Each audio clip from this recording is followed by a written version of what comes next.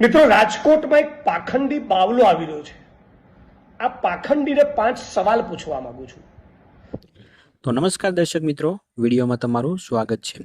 તો મિત્રો, અત્યારે તમને ખ્યાલ જ છે કે બાગેશ્વર બાબાને લઈને જે વિવાદ ચાલી રહ્યો છે, જ્યારથી બાગેશ્વર બાબાનું રાજકોટમાં આવવાનું જે ચર્ચા ચાલી રહી છે, ત્યારથી જ આ બાબા બાગેશ્વરને લઈને ખૂબ જ વિવાદ ચાલી રહ્યો છે. એવા મિત્રો અત્યારે જિગ્નેશ મેવાણી પણ મેદાને ઉતરી ગયા છે. તો મિત્રો, ચાલો જિગ્નેશ મેવાણીએ બાગેશ્વર બાબાને લઈને તેમને નામ તો નથી લીધું, પણ નામ લીધા વગર તેમણે શું કીધું તે ચાલો વિડીયોમાં આપણે જોઈએ.